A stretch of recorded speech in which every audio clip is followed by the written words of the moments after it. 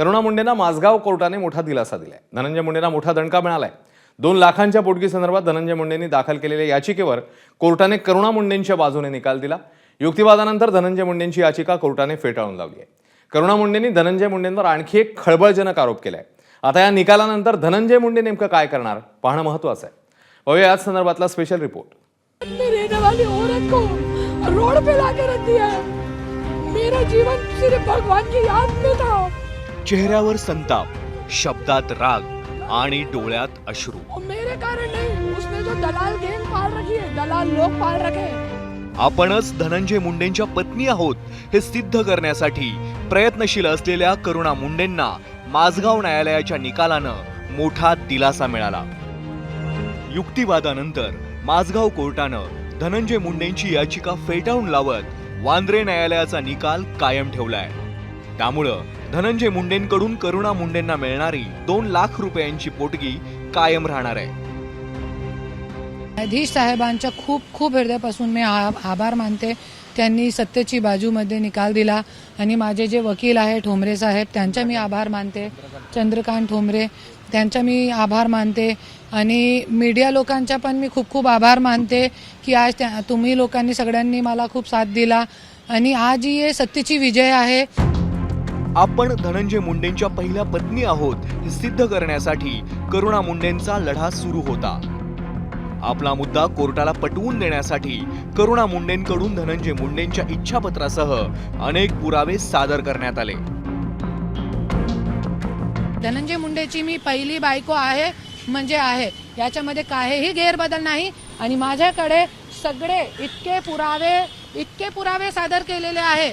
2-3 page नाही, इतके पुरावे सादर केलेले आहे मीडियावरती। पूर्ण विश्व माझ्या सोबत फिरलेला आहे धनंजय मुंडे, माझा नवरा, क्योंकि माझ्यावरती प्रेम होता। माझ्यासोबत 98-6 पासून लग्न केलेला आहे। राजश्रीचे कोणते लोन मध्ये धनंजय मुंडे गॅरंटर नाहीये, पण माझे लोन मध्ये गॅरंटर आहे धनंजय मुंडे। राजश्री व धनंजय मुंडेचा जॉईंट अकाउंट नाही आहे, माझ्यासोबत धनंजय मुंडेचा जॉईंट अकाउंट आहे। एकीकडे कायद्याची लढाई लढत असताना आज करुणा यांच्या भावनांचा बांधही फुटला। धनंजय मुंडेंसाठी आपण केलेली तडजोड, सोडलेल्या ऑफर आणि आता आपल्या सोबत लग्न करण्यासाठी दिल्या जात असलेल्या ऑफर विषयी आरोप करत भावनांना त्यांनी वाट मोकळी करून दिली। बड़े बड़े डायरेक्टर लोगों ने मुझे हीरोइन के लिए ऑफर की थी, पर मैं सब कुछ छोड़ के अपने पति के साथ पूरा जीवन बिताया, एक अच्छी औरत के साथ। और आज मेरे बदनामी का कट रचना, हर दिन मेरे को कभी जेल में डालना, कभी मेरे घर पे गुंडे भेजना, कभी मेरे घर के बाहर पुलिस खड़ी करना 24 घंटे, कभी मेरे पीछे आदमी छोड़ना कि तू शादी कर ले। 20 करोड़ की ऑफर तो मेरे साथ शादी करने वाले को है। मेरा पति धनंजय मुंडे और उसके दलाल राज घनवट, पुरुषोत्तम केंद्रे और तेजस ठक्कर, ये सब दलाल लोग उसको है ना, जो मुझसे शादी करेगा ना मुझे अपने प्रेम जाल में फंसा के, उसको 20 करोड़ रुपए देगा। आपली बाजू कोर्टात सिद्ध करण्यासाठी दोन्ही बाजूच्या वकिलांनी जोरदार तयारी केली होती।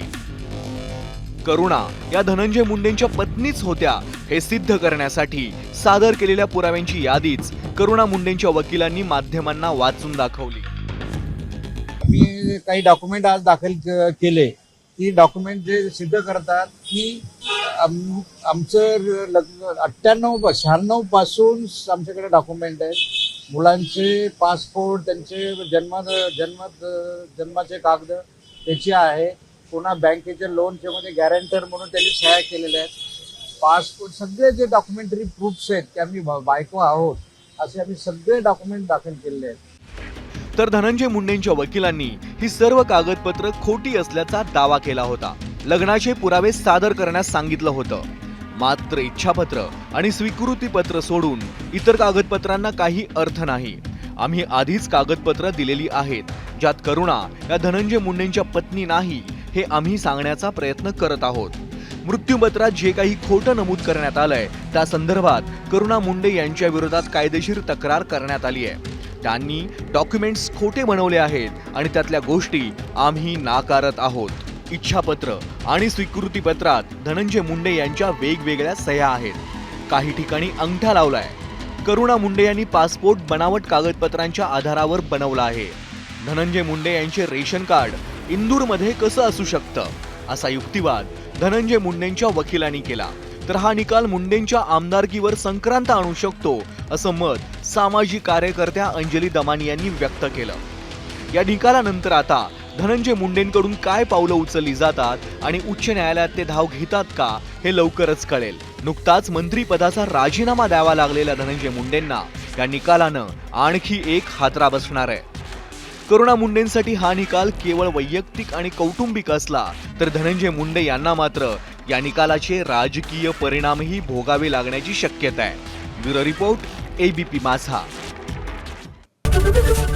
एबीपी माझा, उघडा डोळे बघा नीट.